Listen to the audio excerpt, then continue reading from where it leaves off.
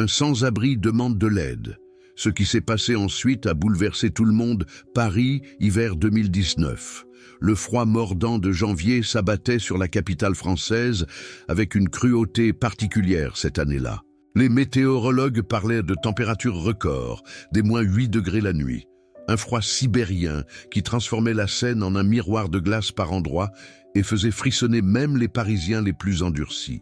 Dans les rues du 11e arrondissement, près de la place de la République, les vitrines illuminées des boutiques et des restaurants offraient un contraste saisissant avec la réalité glaciale du dehors. Gabriel Rousseau avait 52 ans, mais il en paraissait facilement 10 de plus. Assis dans l'embrasure d'une porte cochère fermée, enroulé dans plusieurs couches de vêtements dépareillés et une vieille couverture grise élimée, il regardait les passants se hâter dans la nuit qui tombait rapidement.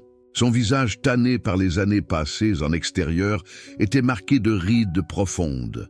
Sa barbe grisonnante mal entretenue cachait à peine ses joues creusées par la faim chronique, et ses mains gantées de mitaines trouées tenaient un gobelet en carton dans lequel quelques pièces tintaient faiblement quand quelqu'un passait trop près. À côté de lui, son seul compagnon fidèle, un vieux chien bâtard nommé Django, un mélange indéfinissable de plusieurs races, avec un pelage brun et blanc et des yeux marrons pleins d'intelligence et de loyauté. Gabriel avait trouvé Django 3 ans plus tôt, errant près de la gare de Lyon, maigre et apeuré. Depuis, il ne s'était plus quitté. Le chien dormait contre lui les nuits froides, partageait ce qu'il trouvait à manger et offrait une présence, une raison de continuer quand tout semblait n'avoir plus de sens. La vie n'avait pas toujours été ainsi pour Gabriel. Il y avait eu un temps, il y a longtemps maintenant, où il était professeur de littérature dans un lycée de Versailles.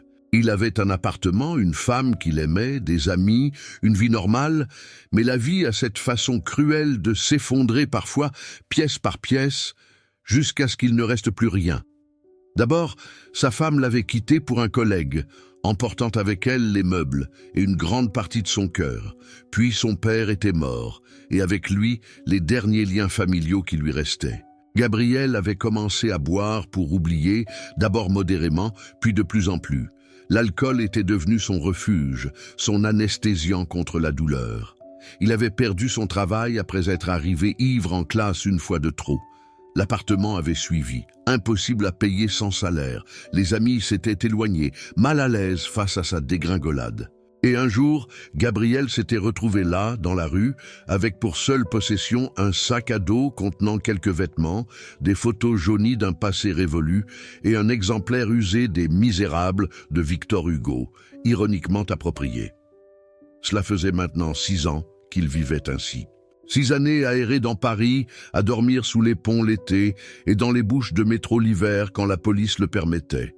6 années à tendre la main vers l'indifférence générale, à être invisible aux yeux de ceux qui passaient, pressés par leur propre vie, leurs propres problèmes. Il avait appris à reconnaître les regards, à comprendre qui pourrait donner et qui détournerait les yeux. Les touristes étaient parfois généreux, surtout les Américains et les Japonais. Les Parisiens, habitués à voir des sans-abri à chaque coin de rue, passaient souvent sans même remarquer sa présence. Ce soir-là était particulièrement difficile.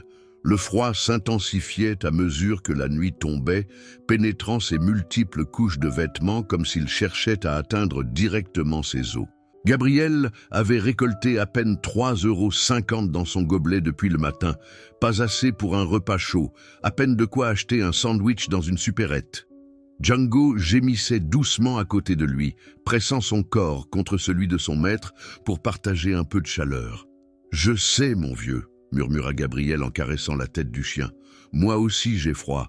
On va essayer de trouver un abri pour la nuit. » Il savait qu'il y avait un centre d'hébergement d'urgence à quelques rues de là, mais il refusait les chiens.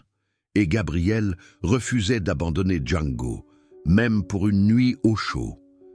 Ce chien lui avait sauvé la vie plus d'une fois, le gardant éveillé lors de nuits trop froides, aboyant quand des individus dangereux s'approchaient. Django n'était pas juste un animal de compagnie, c'était sa famille, son unique lien avec quelque chose qui ressemblait à l'amour. Les passants continuaient de défiler devant lui. Des couples élégants se rendant au restaurant, riant, et parlant de leurs projets de week-end. Des jeunes avec leur téléphone, écouteurs dans les oreilles, complètement isolés du monde qui les entourait. Des familles pressant le pas, les enfants se plaignant du froid. Personne ne regardait Gabriel. Il était devenu partie du décor, invisible, inexistant. Vers 19 heures, alors que la température continuait de chuter et que Gabriel sentait ses pieds s'engourdir dangereusement dans ses chaussures trouées, il prit une décision. Il ne pouvait pas rester là toute la nuit. Django et lui ne survivraient pas à ces températures sans un abri plus sérieux. Il fallait demander de l'aide, vraiment demander, pas juste attendre passivement que quelqu'un daigne remarquer son existence. Gabriel se leva péniblement. Ses articulations protestaient après des heures passées immobiles dans le froid. Il attacha Django avec la corde qui lui servait de laisse et commença à marcher lentement le long de la rue, s'approchant des passants avec une timidité qui ne l'avait jamais vraiment quitté malgré les années de mendicité. « Excusez-moi », dit-il à un homme en costume qui marchait rapidement, son attaché-case serré contre lui. « S'il vous plaît, j'ai besoin d'aide. Il fait très froid et... » L'homme l'évita sans même le regarder, accélérant le pas comme si Gabriel était contagieux. « Madame, s'il vous plaît » tenta-t-il avec une femme élégante portant un manteau de laine noire. « Juste un peu d'argent pour... » « Désolé » coupa-t-elle sèchement sans ralentir. « Je n'ai pas de monnaie. » Gabriel continua s'approchant de personne après personne, essuyant refus après refus. Certains l'ignoraient complètement. D'autres marmonnaient des excuses, d'autres encore le regardaient avec un mélange de dégoût et de pitié qui était presque pire que l'indifférence. « Allez travailler !» lui lança un jeune homme en survêtement. « Il y a du boulot en France pour ceux qui veulent vraiment. » Gabriel baissa la tête, habitué à ce genre de remarques qui trahissaient une incompréhension totale de la réalité de la rue. Comment expliquer qu'il était impossible de trouver du travail sans adresse, sans téléphone, sans vêtements propres pour un entretien? Comment expliquer que le système était fait de telle sorte qu'une fois qu'on tombait dans cette spirale, il était presque impossible d'en sortir? Il était sur le point d'abandonner, de retourner à sa porte cochère et de prier pour survivre à la nuit, quand il aperçut une jeune femme qui sortait d'une boulangerie. Elle devait avoir une trentaine d'années, portait un manteau rouge vif qui la faisait ressortir dans la grisaille environnante, ses cheveux noirs étaient attachés en une queue de cheval pratique, et elle tenait un sac en papier d'où émergeait le sommet d'une baguette encore chaude. Gabriel hésita. Il y avait quelque chose dans son visage, dans sa façon de marcher sans se presser malgré le froid, qui lui donna un peu d'espoir. Il s'approcha, Django trottinant docilement à ses côtés. « Madame, » dit-il doucement, sa voix enrouée par le froid et le peu d'usage. « Je suis désolé de vous déranger. Je m'appelle Gabriel. J'ai besoin d'aide. Il fait très froid cette nuit, et mon chien et moi, nous n'avons nulle part où aller. Je ne demande pas grand-chose, juste peut-être de quoi acheter quelque chose de chaud, ou... » La jeune femme s'arrêta et le regarda, vraiment regarda. Pas avec pitié ou dégoût, mais avec une attention réelle, comme si elle voyait vraiment un être humain devant elle, et non juste un sans-abri anonyme. « Vous vous appelez Gabriel ?» demanda-t-elle. « Oui, madame. Et votre chien ?»« Django. » Elle sourit légèrement en entendant le nom. « Comme le guitariste, Django Reinhardt ?» Gabriel fut surpris. Cela faisait longtemps que quelqu'un n'avait pas engagé une vraie conversation avec lui. Exactement, j'ai toujours aimé sa musique. Le jazz manouche, la liberté qu'on entend dans ses notes. Ça semblait être un bon nom pour un chien errant. La jeune femme hocha la tête pensivement. « Je m'appelle Sarah, Sarah Benoît. » Elle marqua une pause, semblant réfléchir. « Gabriel, vous avez mangé aujourd'hui ?»« Un sandwich ce matin, avec ce que j'ai pu récolter. »« Et Django ?» ?»« Je lui ai donné la moitié. Il a plus besoin de manger que moi. » Sarah regarda le chien qui la fixait de ses grands yeux intelligents, puis reporta son attention sur Gabriel. « Écoutez, j'habite à 2 rues d'ici. J'allais rentrer chez moi pour dîner. Est-ce que vous voudriez venir? Vous et Django. Je peux vous préparer un repas chaud, vous pourriez vous réchauffer un peu. » Gabriel resta figé. certain d'avoir mal entendu. Personne n'invitait un sans-abri chez soi. C'était contre toutes les règles tacites de la société moderne. « Je ne veux pas vous déranger », bégaya-t-il. « Je demandais juste. Je sais ce que vous demandiez, » coupa Sarah gentiment. « Et je vous propose plus. Un repas chaud, un moment au chaud, c'est tout. Pas de conditions, pas de pièges. Juste de l'humanité basique. » Gabriel sentit ses yeux se remplir de larmes qu'il retint difficilement. Cela faisait si longtemps que quelqu'un avait été gentil avec lui, vraiment gentil, sans attendre quelque chose en retour. « Pourquoi ?» demanda-t-il, sa voix tremblante. « Vous ne me connaissez pas, je pourrais être dangereux ou vous pourriez, » acquiesça Sarah. « Mais je ne crois pas que vous le soyez. Et même si vous l'étiez, je crois qu'il est plus dangereux de perdre notre humanité en ignorant la souffrance autour de nous. Alors, vous venez ?» Gabriel regarda Django, puis cette femme étrange qui lui offrait ce qui ressemblait à un miracle. Il hocha lentement la tête. « Oui, merci, merci, infiniment. Laisse un commentaire pour nous dire de quel pays tu nous regardes. » Sarah les conduisit à travers les rues glaciales jusqu'à un petit immeuble sur une rue tranquille. Elle habitait au 3e étage dans un appartement modeste mais chaleureux. Quand elle ouvrit la porte et alluma la lumière, Gabriel fut frappé par la chaleur qui l'enveloppa immédiatement, une chaleur qu'il n'avait pas ressentie depuis des mois. L'appartement était petit, probablement 30 mètres carrés tout au plus, mais impeccablement rangé. Un canapé-lit occupait le centre de la pièce principale, une kitchenette s'étendait sur un côté, et des étagères remplies de livres couvraient un mur entier. Des affiches de films français classiques décoraient les murs, et une petite plante verte sur le rebord de la fenêtre apportait une touche de vie. « Bienvenue », dit Sarah en enlevant son manteau. « Ce n'est pas grand, mais c'est chez moi. Vous pouvez poser vos affaires là, et Django est le bienvenu aussi. » Gabriel resta près de la porte, soudainement conscient de son odeur, de sa saleté, de son apparence générale qui contrastait violemment avec la propreté de l'appartement. « Je vais salir votre appartement, » dit-il doucement. « Je ne voudrais pas. » Gabriel l'interrompit Sarah fermement mais gentiment. « Je vous ai invité en connaissance de cause. Asseyez-vous, mettez-vous à l'aise. Voulez-vous prendre une douche ?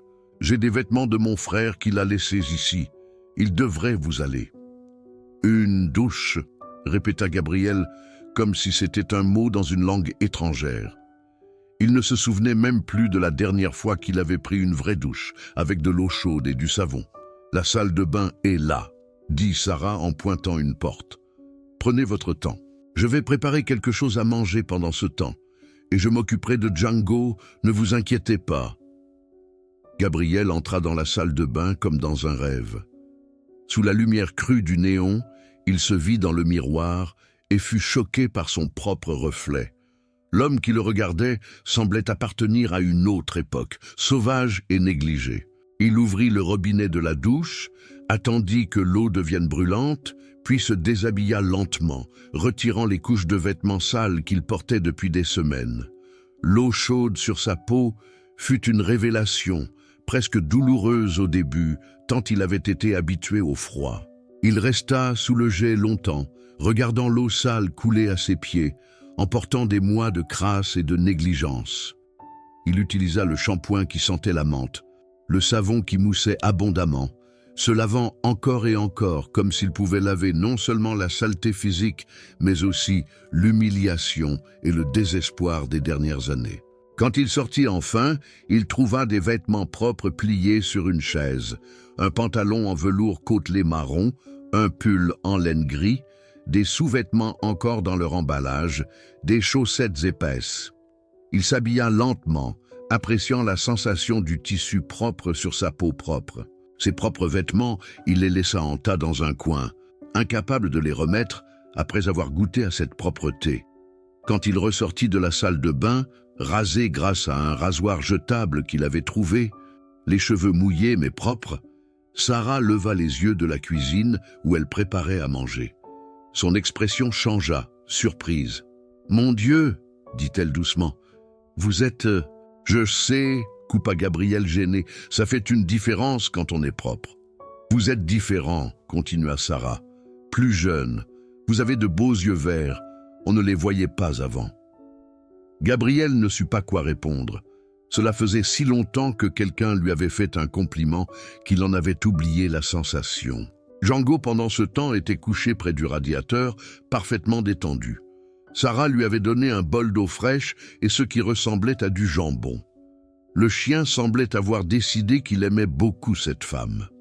« Asseyez-vous » invita Sarah en désignant la petite table près de la kitchenette. « Le dîner est presque prêt. » Gabriel s'assit et observa Sarah terminer la préparation. Elle faisait des pâtes à la carbonara, simples mais délicieux, accompagnées d'une salade verte. L'odeur qui emplissait l'appartement était divine, réveillant une faim que Gabriel avait appris à ignorer depuis longtemps. Ils mangèrent dans un silence confortable au début. Gabriel essayait de manger lentement, dignement, mais c'était difficile quand son corps hurlait de faim. Sarah ne faisait aucun commentaire, remplissant son assiette une deuxième fois sans qu'il ait besoin de demander. « Alors, dit-elle finalement, quand ils eurent tous deux ralenti leur rythme. « Racontez-moi, comment un homme qui cite Django Reinhardt se retrouve dans la rue ?» Gabriel posa sa fourchette, regardant son assiette. « C'est une longue histoire. »« J'ai du temps. » Il releva les yeux vers elle. Il y avait dans son regard une sincérité, une vraie volonté de comprendre qui désarma complètement les défenses de Gabriel. « J'étais professeur, » commença-t-il lentement. « Littérature française, dans un lycée de Versailles. J'adorais enseigner, transmettre ma passion pour Baudelaire, Rimbaud, Hugo.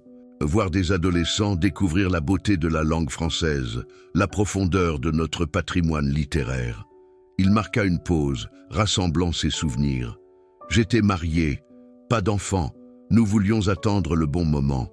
Ma femme était professeure aussi d'anglais. On se voyait comme ce couple de profs un peu clichés, vous voyez. On passait nos soirées à corriger des copies en buvant du vin. On voyageait pendant les vacances scolaires. On discutait littérature et pédagogie. « Qu'est-ce qui s'est passé ?» demanda Sarah doucement. « La vie !» répondit Gabriel avec un sourire amer. « La banale et cruelle vie. Ma femme est tombée amoureuse d'un collègue, un prof de sport, ironiquement, l'opposé de moi en tout point. Elle est partie un jour, simplement, avec une valise et une lettre d'excuse. J'ai essayé de comprendre, de me remettre en question, mais la douleur était trop forte. » Il but une gorgée d'eau avant de continuer. « Puis, mon père est mort. On n'était pas très proches, mais c'était mon dernier parent vivant. Ma mère était morte quand j'avais 20 ans. Avec sa mort, j'ai réalisé que j'étais vraiment seul. Pas de famille, plus de femmes, des amis qui ne savaient pas comment gérer mon chagrin. J'ai commencé à boire, d'abord pour dormir, puis pour oublier, puis parce que je ne pouvais plus m'arrêter. » Sarah l'écoutait sans l'interrompre, son visage exprimant de la compassion mais pas de la pitié. L'école m'a donné plusieurs avertissements. J'essayais de me contrôler, vraiment, mais l'alcool était devenu plus fort que ma volonté. Un jour, je suis arrivé ivre en classe. Pas juste un peu éméché, vraiment ivre. J'ai été suspendu immédiatement, puis licencié. Sans travail, je ne pouvais plus payer mon appartement. Les économies ont fondu rapidement. Les amis se sont éloignés, mal à l'aise. Et un jour, je me suis retrouvé à la rue avec un sac à dos et aucune idée de comment j'en étais arrivé là.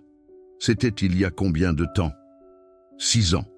6 ans et 3 mois, exactement. Et vous n'avez jamais cherché de l'aide? Il y a des associations, des programmes. Gabriel sourit tristement. Vous croyez que je ne sais pas? J'ai essayé au début. Mais les centres d'hébergement sont pleins. Les programmes de réinsertion ont des listes d'attente interminables. Et pour la plupart, ils n'acceptent pas les animaux. Je ne voulais pas abandonner Django. Il m'a sauvé la vie plus d'une fois. Je ne pouvais pas le trahir. Sarah regarda le chien endormi près du radiateur. Je comprends. L'amour et la loyauté ne sont pas réservés aux humains. Et vous ? Demanda Gabriel, détournant la conversation. Pourquoi m'avez-vous invité? Ce n'est pas normal ce que vous avez fait, c'est même probablement imprudent. Si tu aimes cette histoire, n'oublie pas de liker et de t'abonner. Sarah resta silencieuse un moment, jouant avec sa fourchette. Mon frère, dit-elle finalement. Mon grand frère Julien, il était dans la rue aussi, pendant 2 ans. Il avait développé une schizophrénie dans sa vingtaine et malgré tous nos efforts, il a fini par fuir la maison familiale, incapable de supporter le poids de sa maladie et du regard des autres. On l'a cherché partout, ma mère et moi.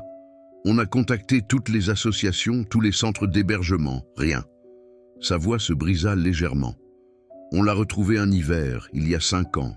Mort de froid sous un pont près du canal Saint-Martin, il avait 42 ans. Les médecins ont dit qu'il était probablement mort quelques jours avant qu'on le trouve, seul, dans le froid, sans personne pour lui tenir la main ou lui dire qu'il était aimé. Des larmes coulaient maintenant librement sur ses joues. Depuis ce jour, je ne peux pas voir quelqu'un dans la rue sans penser à Julien. Sans me demander si quelqu'un l'a ignoré ce jour-là, s'il a demandé de l'aide et si on lui a tourné le dos, je me dis que si quelqu'un l'avait invité à entrer, lui avait offert un repas chaud, peut-être il serait encore en vie. Gabriel sentit sa gorge se serrer. Il tendit la main par-dessus la table et prit doucement celle de Sarah. « Je suis désolé, vraiment désolé. »« Moi aussi, » murmura Sarah, « tous les jours. Mais j'ai décidé que je ne laisserai plus jamais passer quelqu'un qui demande de l'aide si je peux faire quelque chose, même si c'est petit, même si ça ne change pas le monde. Au moins, je peux changer quelque chose pour une personne. » Ils restèrent ainsi un moment, main dans la main, 2 âmes blessées, reconnaissant leur douleur mutuelle. « Vous savez, » dit Gabriel finalement, « je pense que votre frère serait fier de vous, de ce que vous faites, de qui vous êtes. » Sarah sourit à travers ses larmes. « J'espère. J'essaie de l'honorer à ma façon. » Le reste de la soirée passa dans une conversation plus légère. Sarah lui parla de son travail. Elle était assistante sociale dans une association qui aidait les jeunes en difficulté. Gabriel lui parla de sa passion pour la littérature, récitant de mémoire des passages de Baudelaire et de Verlaine qui l'avaient marqué dans sa vie d'avant. Django ronflait paisiblement, formant une présence réconfortante dans la petite pièce chaude. Vers 22 heures, Sarah prépara le canapé-lit pour Gabriel. « Vous allez rester cette nuit, » dit-elle, ne formulant pas cela comme une question, mais comme un fait. « Il fait trop froid dehors et vous avez besoin d'une vraie nuit de sommeil. »« Et vous ?» demanda Gabriel. « Où allez-vous dormir ?»« J'ai un sac de couchage dans le placard. Je dormirai par terre, ça ira très bien. »« Absolument pas, » protesta Gabriel. « C'est votre appartement. Je ne peux pas prendre votre lit. »« Gabriel, vous vivez dehors depuis 6 ans. Une nuit sur un vrai matelas ne vous fera pas de mal. » Ils discutèrent ainsi pendant quelques minutes avant de finalement trouver un compromis. Gabriel dormirait sur le canapé-lit. Sarah dans son sac de couchage, mais sur un matelas gonflable qu'elle gardait pour les invités. Django, quant à lui, avait déjà choisi son endroit entre les deux, comme pour les protéger tous les deux. Cette nuit-là, Gabriel dormit mieux qu'il ne l'avait fait depuis des années. La chaleur, la sensation de propreté, le ventre plein, mais surtout le sentiment d'être de nouveau traité comme un être humain, avec dignité et respect, tout cela créait un cocon de paix qu'il avait oublié existait. Le lendemain matin, il fut réveillé par l'odeur du café. Sarah était déjà levée, préparant le petit déjeuner, des tartines, de la confiture, du beurre, du jus d'orange. Un festin pour quelqu'un qui d'habitude mangeait les restes qu'il trouvait dans les poubelles des restaurants. « Bien dormi ?» demanda Sarah avec un sourire. « Comme un roi », répondit Gabriel sincèrement. « Merci pour tout. Je ne sais pas comment vous remercier. »« Ne me remerciez pas encore, » dit Sarah en posant son café devant lui, « parce que j'ai une proposition à vous faire. » Gabriel la regarda avec curiosité et une pointe d'appréhension. « Je ne peux pas vous offrir grand-chose, » continua Sarah, « mais j'ai pensé à quelque chose cette nuit. L'association où je travaille cherche quelqu'un pour aider à la bibliothèque. Vous savez, trier les livres, conseiller les jeunes sur leur lecture, organiser des ateliers de lecture. Ce n'est pas payer grand-chose, juste le SMIC à mi-temps. Et ce n'est pas garanti, vous devriez passer un entretien, mais avec votre passé de professeur de littérature, Gabriel resta sans voix. Un travail. Elle lui offrait une chance de retrouver un travail. Mais je n'ai pas d'adresse, pas de téléphone, pas de... On peut arranger ça, dit Sarah.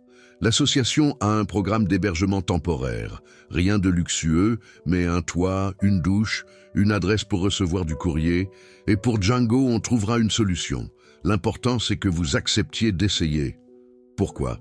Demanda Gabriel, les larmes aux yeux. Pourquoi vous faites tout ça pour moi ? Parce que tout le monde mérite une seconde chance, répondit Sarah simplement. Et parce que je crois que les talents comme le vôtre ne devraient pas être gaspillés dans la rue. Vous avez quelque chose à offrir au monde, Gabriel. Il faut juste que le monde vous donne l'opportunité de le montrer. Gabriel pleura alors, pour la première fois depuis des années, des vraies larmes de soulagement et d'espoir. Django s'approcha et posa sa tête sur ses genoux, comme s'il comprenait l'importance du moment. « J'accepte, » dit Gabriel à travers ses larmes. « J'accepte d'essayer. Je ne vous décevrai pas. »« Je sais, » dit Sarah en lui serrant la main. « Je le sais. » Les semaines qui suivirent furent un tourbillon de changements. Sarah tint parole. Elle présenta Gabriel à ses collègues de l'association, expliqua sa situation, plaida sa cause. L'entretien fut difficile. Gabriel était nerveux, rouillé après tant d'années sans interaction professionnelle. Mais quand on lui demanda de parler de littérature, de l'importance de la lecture pour les jeunes en difficulté, quelque chose s'alluma en lui. La passion qu'il croyait morte se réveilla, et il parla pendant 20 minutes avec une éloquence qui surprit même Sarah. Il obtint le poste. Commença à mi-temps dans la petite bibliothèque de l'association, un endroit chaleureux rempli de livres donnés et de jeunes cherchant un refuge. Gabriel découvrit qu'il adorait ce travail autant qu'il avait aimé enseigner.